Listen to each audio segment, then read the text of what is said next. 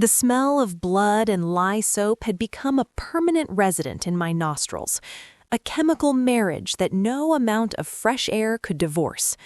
I had spent 16 years in this basement, and in that time, the scent had worked its way into my skin, my hair, the very fibers of what passed for my clothing. Tonight, I scrubbed at bloodstains that had already seeped between the stone cracks, my brush moving in practiced circles while my bruised ribs protested each movement. Being the traitor's daughter in a world governed by hierarchy and vengeance meant learning to make yourself invisible, learning to work through pain without flinching, learning to become a ghost who cleaned up after the living. My gold hair hung in a single braid down my back, tied with a strip of cloth I'd salvaged from my mother's execution dress. It was the only thing they'd let me keep after they dragged my parents to the gallows when I was 6.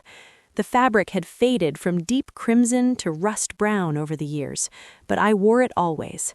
My mother's final words to me had been cut short by the noose, but her eyes had said what her mouth couldn't: survive, no matter what it costs.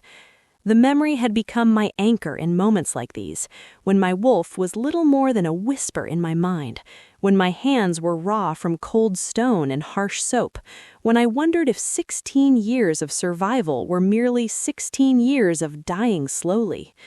Distant sounds filtered down from above, the familiar rhythm of pack life that I was part of and yet forever separate from.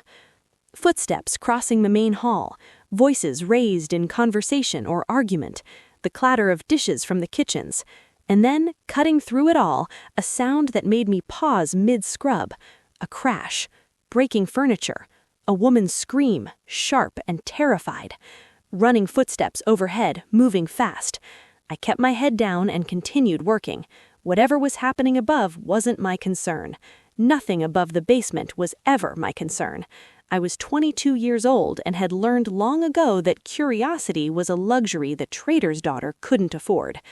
Another crash, louder this time, more shouting, the unmistakable sound of chaos spreading through the pack house like wildfire.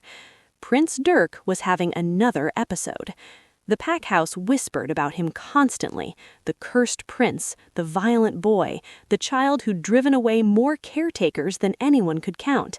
His mother, the beloved Luna Sabrina, had died bringing him into the world 7 years ago, or so the official story went. The boy had been raised by nurses and attendants who never lasted more than a few weeks before his tantrums and rage sent them fleeing. I'd heard him crying through the walls at night when I lay on my thin pallet in the servants' quarters. Those cries didn't sound like the monster everyone claimed he was. They sounded like a child drowning in grief with no one to pull him out. The commotion above began to settle, voices fading, doors slamming. Another caretaker driven away then. The prince went through them like kindling for a fire, quickly, violently, and with no concern for what remained after. I dipped my brush back into the bucket, watching pink water swirl around the bristles. Whose blood was this? I never knew anymore. Beta Strand's lessons in obedience left their marks on many.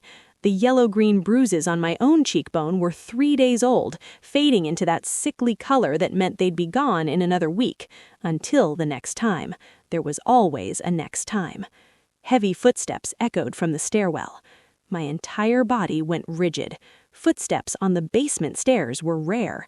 The pack house had learned to forget I existed down here, which is exactly how I'd survived this long. Invisible, forgettable, a ghost who cleaned blood and never asked questions. But these footsteps were deliberate, purposeful, coming down, not passing by. I pressed myself against the wall, my brush still gripped in my raw hands, and watched as a figure emerged from the shadows of the stairwell. Alpha King Lucas Schweitzer. My breath caught in my throat.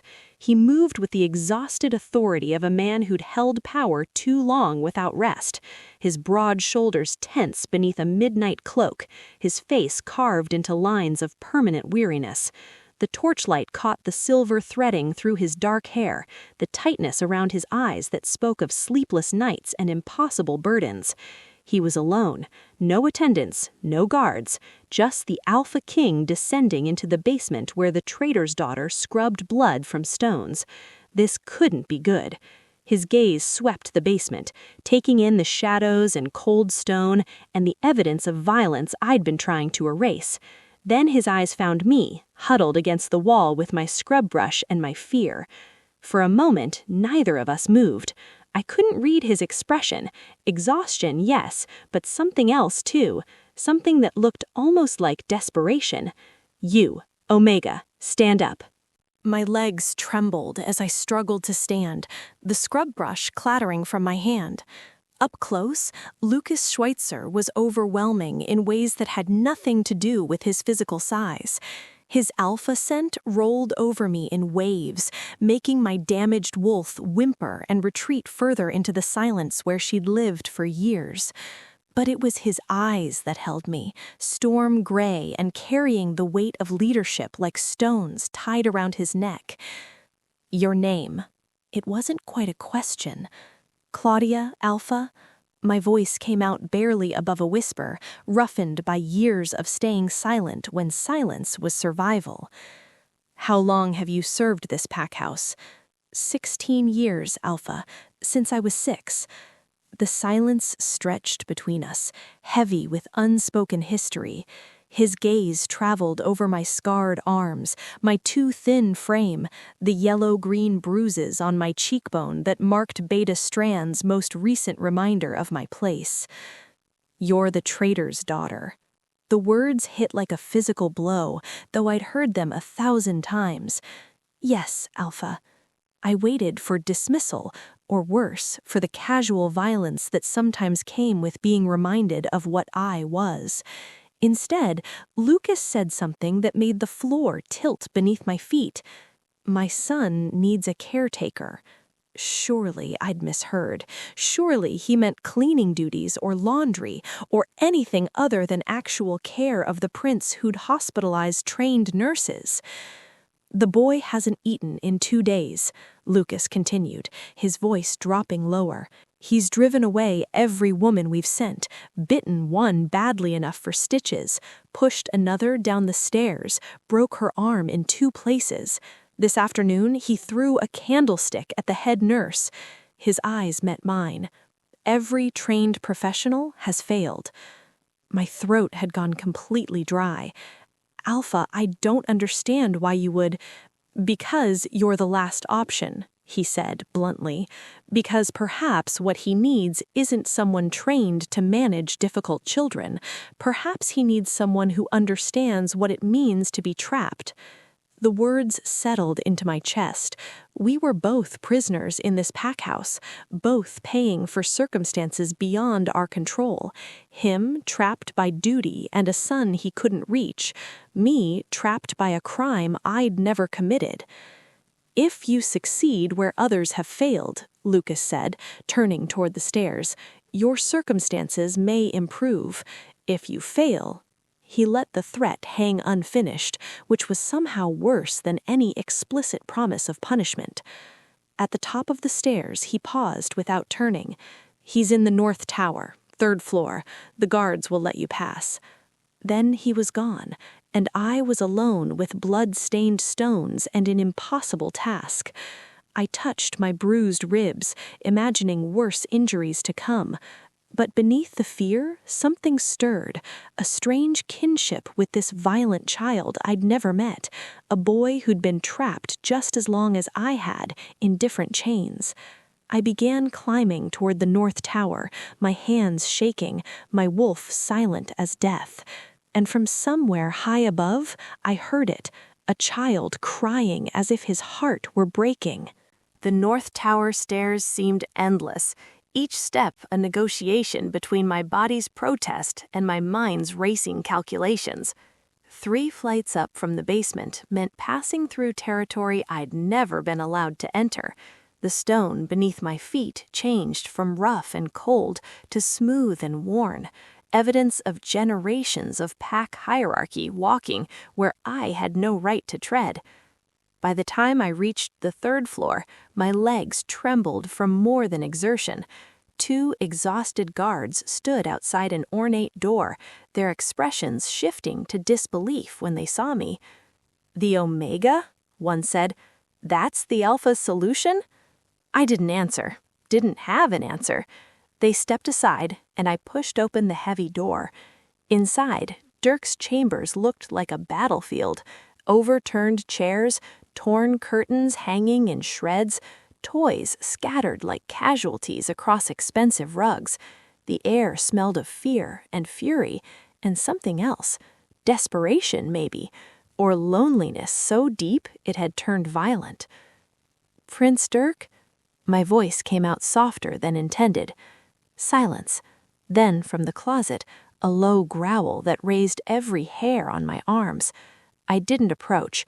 Instead, I lowered myself to the floor, sitting cross-legged at a careful distance. My ribs protested, but I kept my breathing steady, non-threatening. "My name is Claudia. I'm not here to force you to do anything." The silence stretched so long I thought he wouldn't answer. Then, "You're lying. They all lie." What did they lie about? "They said I don't remember." The words exploded from the darkness, raw with anguish. "They said she died when I was born, but I do remember." The closet door cracked open. A small face appeared, 7 years old, dark hair wild and uncombed, eyes the same storm gray as his father's, but fractured with confusion and pain. I remember her smell, lavender and rain. I remember her singing. His voice broke. "But they tell me I'm making it up. They say I'm crazy." My chest tightened with recognition. I knew what it was to have no one believe your truth. "I believe you remember something." He studied me with those 2 old eyes, suspicious but intrigued. "You're not scared of me." "I'm scared of many things," I said honestly, "but hurt children aren't among them. I know what it's like when no one believes you." Slowly, cautiously, Dirk emerged fully from the closet. He extended his thin arms towards me, and I saw them covered in scratches, self-inflicted, recent, some still seeping blood. My breath caught. The blood pattern was wrong, clotting too slowly, the color slightly off. A flash of memory struck me, my father's research notes, diagrams I had hidden and studied by candlelight for 16 years. Blood cells with unusual properties, rare genetic markers he'd been investigating before they executed him. "You have a rare blood condition," I whispered. "I've seen it before, in my father's research." Dirk's eyes widened, something flickering in their depths. Hope, maybe, or recognition. "Your father?" I nodded. "The traitor?" The word came out uncertain, as if he wasn't sure whether that made us allies or enemies. The question hung between us, heavy with implications neither of us fully understood yet. 3 days passed, and Prince Dirk didn't attack me once. The pack house whispered about it constantly. I heard the servants talking when they brought meals, saw the guards exchange skeptical glances outside the door. The traitor's daughter had accomplished what trained nurses couldn't. It felt less like a miracle and more like 2 broken souls recognizing each other in the dark. I'd moved into the small servants' room adjacent to Dirk's chambers. At night, he woke screaming from nightmares, and I would go to him, not with false comfort or empty promises, but with steady presence. I would hold him until the trembling stopped, until his breathing evened out, until he remembered he wasn't alone anymore. During the days, I treated his scratches with herbs I'd salvaged from the pack house gardens. While I worked, I told him careful stories about wolves and survival, nothing that touched too close to our wounds, but enough to fill the silence with something other than pain. He began eating again, but only food I prepared, testing each bite as if searching for poison I'd never give him. On the 3rd afternoon, while cleaning his chambers, my fingers found a loose panel in the wall near his bed. Behind it, a small wooden box containing a leather journal and a dried lavender sachet, the purple flowers still clinging to their scent after years. The moment the scent hit the air, Dirk's entire body went rigid. "That's her! That's my mother's smell!" That night, after he finally fell asleep, I opened the journal by candlelight. Sabrina's handwriting filled the pages, elegant, hurried in places, increasingly frantic toward the end. The entries dated from 4 and 5 years ago, when Dirk was still small enough to carry. The official story was a lie. She hadn't died in childbirth. She'd lived, loved her son, watched him grow, and she'd grown increasingly paranoid. Someone is poisoning Lucas. I can see the weakness growing day by day. He thinks it's stress, but I know better. Beta Strand watches me constantly. I think he knows I suspect. I must be careful. I've hidden my research in the old laboratory, behind the loose stone near the window. If something happens to me, someone must find it. The final entry, dated 3 years ago, made my hands tremble. Tonight I confront Strand. If I'm right, everything changes. If I'm wrong, I'm a fool. But I cannot watch them kill Lucas slowly while doing nothing. I pray Dirk never knows the truth of what happened. I pray he remembers only that his mother loved him. My heart hammered as the pieces fell into place. My father had researched the same blood condition Dirk carried, rare genetic markers that appeared in certain bloodlines. My parents hadn't been traitors. They'd discovered something about the royal family, something dangerous enough to warrant execution. Just like Sabrina had discovered something, just like Sabrina had died for it. A sharp knock shattered the silence. Beta Strand filled the doorway, his cold eyes fixing on me like a predator spotting prey. The Alpha requests a report on the prince's progress. His smile didn't reach his eyes. Come with me. Now.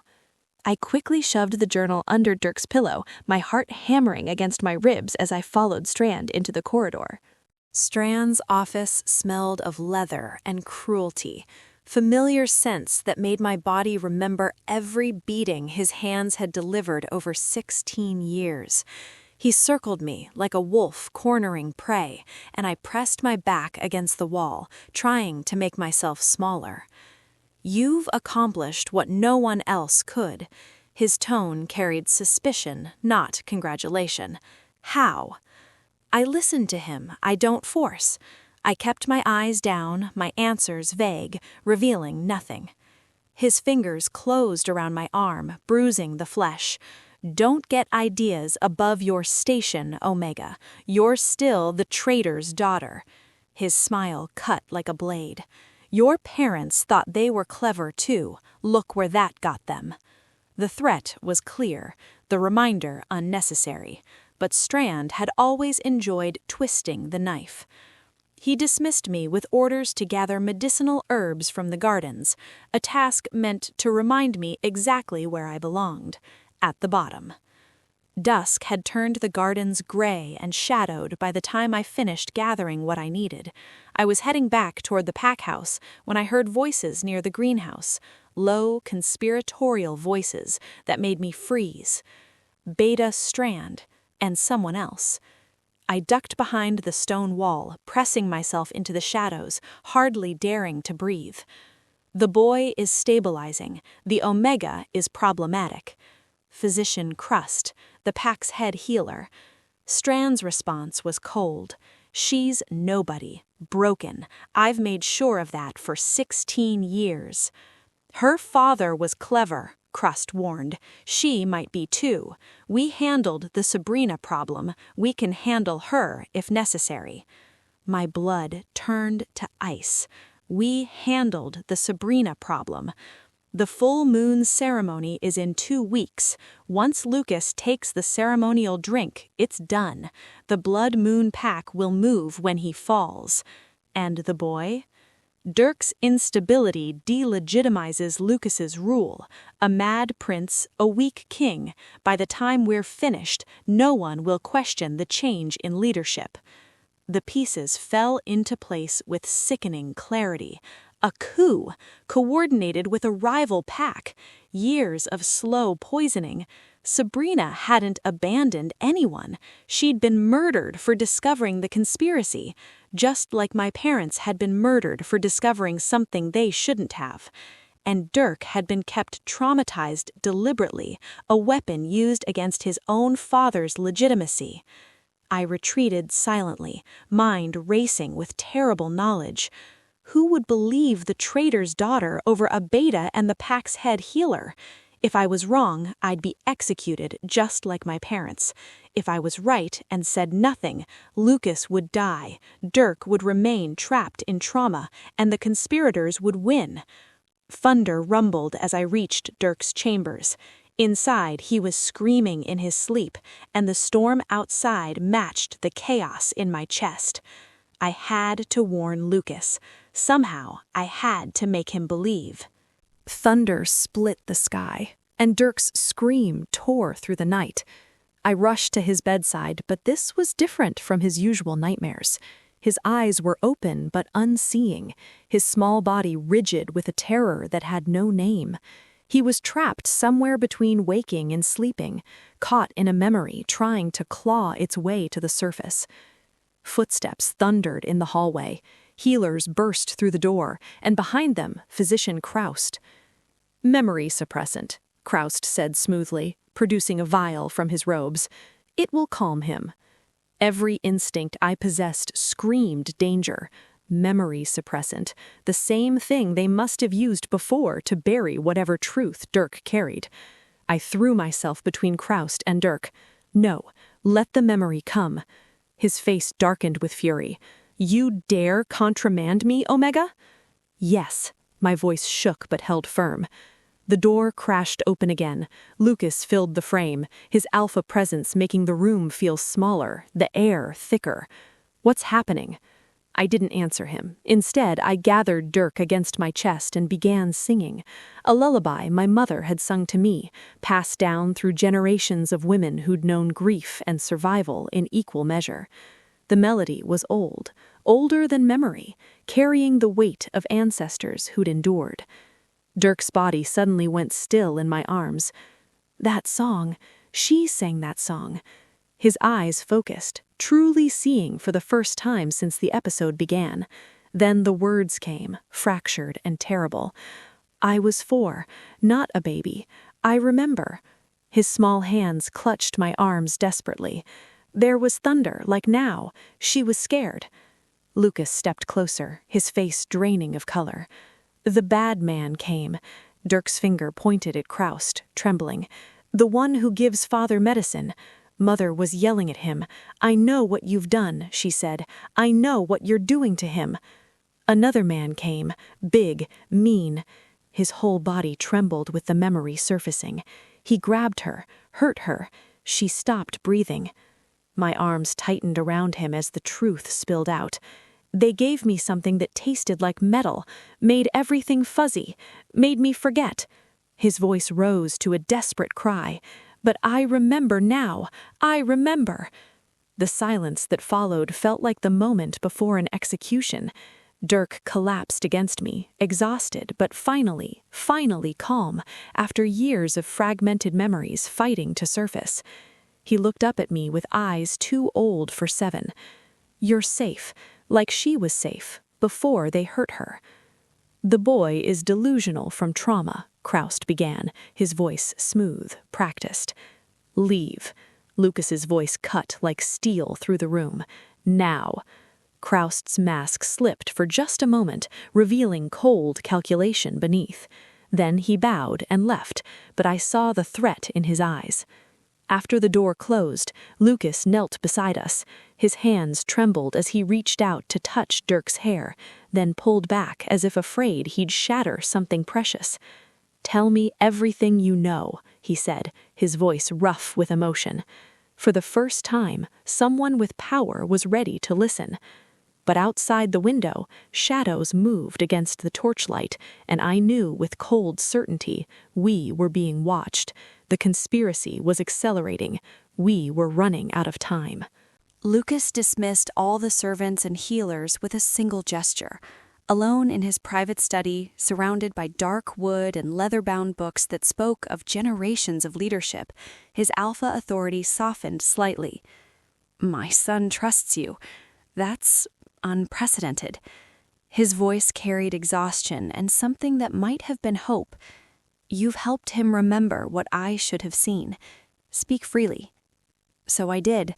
The words tumbled out, Sabrina's journal hidden in the wall, the conversation I'd overheard between Strand and Crossed, the conspiracy with the Blood Moon Pack, my father's research into the blood condition.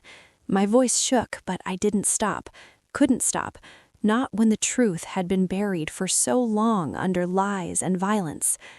Lucas was silent for a long moment after I finished. I've been weakening for years. Thought it was grief, the stress of leadership, the weight of losing Sabrina. His eyes found mine. Show me your father's research. Everything. I retrieved the fragments I'd hidden, scraps of paper I'd saved from my parents' execution, smuggled away in the chaos and studied by candlelight for 16 years. Scientific diagrams, genetic markers, chemical formulas, and at the center of it all a single phrase written in my father's careful hand: moon-blessed bloodline, immunity to silver and wolfsbane. Lucas's hands trembled as he read. They've been poisoning me with wolfsbane. It should have killed me years ago. But your moon-blessed genetics kept you alive, just weakened enough that no one would suspect poison, slow enough to look like natural decline. My father discovered this trait existed in the royal bloodline. That's why they killed him. He knew too much. And Sabrina discovered the poisoning. Lucas's voice was hollow, devastated. So they killed her too. And kept Dirk traumatized on purpose. A violent, unstable prince makes you look unfit to rule. Every tantrum, every caretaker driven away, it all served their purpose. The full moon ceremony was in 5 days. Lucas wanted to drink the poisoned ceremonial cup with witnesses, to catch the conspirators in the act with undeniable proof. But I offered another way. My blood carries the immunity too, I said, pointing to my father's notes. The moon-blessed trait passed through my mother's line. If you drink my blood before the ceremony, it might purge the accumulated poison from your system. He studied me for a long moment, something shifting in his expression. You'd do that? Trust me with your blood after everything this pact has done to you? For Dirk, I said simply. He deserves the truth. He deserves justice, and he deserves a father strong enough to protect him. Lucas nodded slowly. Then we have 5 days to prepare, 5 days to save this pact from traitors who've been poisoning it from within. As I left the study, I glimpsed Beta Strand in the corridor. Our eyes met, and I saw it clearly in his expression. He knew I'd spoken privately with Lucas. He knew his timeline was collapsing. The conspiracy was about to accelerate. We had 5 days to save the Alpha King, or we'd all die. Moonrise painted the ceremonial grounds in silver and shadow. Hundreds of pack members gathered, torches blazing against the night, their faces solemn with ritual expectation. I stood at the edge of the crowd, my heart hammering against my ribs. Dirk was safe in his chambers, with loyal guards Lucas tested, or so I desperately hoped. Lucas stood at the ancient stone altar in ceremonial robes, looking every inch the Alpha King despite the poison that had weakened him for years. Beta Strand and Physician Crossed flanked him perfectly, playing their roles with practiced ease. The ceremonial cup was brought forth on a silver platter, blessed wine mixed with sacred herbs, and laced with enough wolfsbane to kill him tonight. Lucas had drunk my blood 3 days ago in secret, the moon-blessed immunity flowing through his veins, purging years of accumulated poison. He was stronger than he'd been in years, though he hid it well. The conspirators thought tonight would be his death. Instead, it would be their exposure. Lucas raised the cup, beginning the ancient ritual words that had been spoken at every moonlit ceremony for generations. I tensed, ready to play my part as witness. Then, the forest exploded with movement. Blood Moon pack warriors poured from the tree line like a flood, weapons gleaming in the torchlight. They'd moved their timeline up, attacking now instead of waiting for the poisoned cup to take effect. Someone had warned them. Someone knew the plan had changed. The ceremony descended into chaos, screaming, fighting, blood spilling on sacred ground. In the confusion, iron fingers closed around my arm like a vice. Strand's breath was hot against my ear, his voice a venomous hiss. I knew you'd turn traitor, just like your parents. He dragged me away from the fighting, toward the pack house. My feet scrambled for purchase on the ground, but he was too strong, too brutal. The basement stairs descended into familiar darkness, and terror clawed at my throat. "Back where you belong," he snarled, chaining me to the wall where I'd spent 16 years learning to survive. "You'll die here when we burn the pack house. Lucas will fall tonight, and no one will remember the traitor's daughter who tried to save him." The door slammed, leaving me in darkness. I pulled against the chains until my wrists bled, panic threatening to drown me. Everything we'd planned, everything we'd fought for, it was falling apart. Then, footsteps, small running footsteps echoing through a passage I couldn't see. "Claudia!" Dirk burst from a hidden opening in the wall, clutching stolen keys in his small hands. His face was streaked with tears, but his jaw was set with determination. "The secret tunnels," he gasped, fumbling with the locks. "Mother showed me before." He couldn't finish, but his hands worked steadily until the chains fell away. "Mother needs me," he said fiercely, and my heart cracked open at the word mother. We ran through the ancient tunnels together, his small hand gripping mine, emerging onto a battlefield lit by fire and moonlight. Lucas was surrounded by blood moon warriors, visibly weakening despite the immunity in his blood. There were too many, and he'd been fighting for too long. Strand had him pinned against the altar. Crossed held a silver blade to his throat, his face triumphant. "The moon-blessed king falls tonight. A new order rises from the ashes of the old." Dirk tore free from my protective grip and screamed across the battlefield, his child's voice cutting through the chaos. "That's the man who killed my mother!" Every eye turned, every weapon paused. Strand's expression twisted with rage and desperation. He advanced on Dirk, blade raised, ready to silence the witness forever.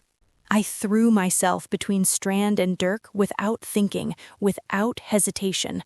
The blade slashed across my shoulder, and I fell hard onto the blood-soaked ground. Pain exploded through me, hot and sharp. But then something extraordinary happened. My blood spilled onto the ceremonial ground, dark and red, but then it began to glow. Faint silver light emanated from where it touched the earth, undeniable and ancient, pulsing with power that had slept in my veins for 22 years. Gasps rippled through the crowd like wind through grass.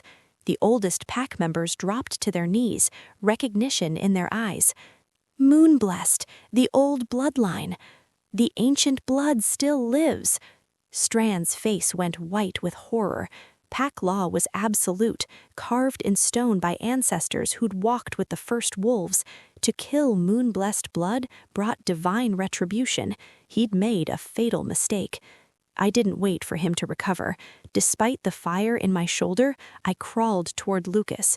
Krost moved to stop me, but Dirk launched himself at the healer, small teeth sinking into his hand with vicious precision. I grabbed a fallen blade with my good hand and cut my palm, pressing it to Lucas's mouth. "The poison ends now," I whispered. Lucas's eyes flew open as my blood touched his tongue.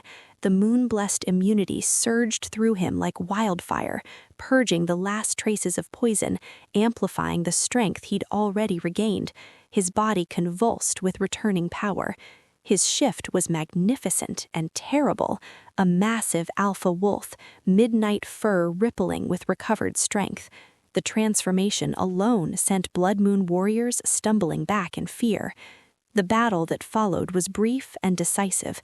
Strand tried to run, but Lucas was faster, stronger, unstoppable.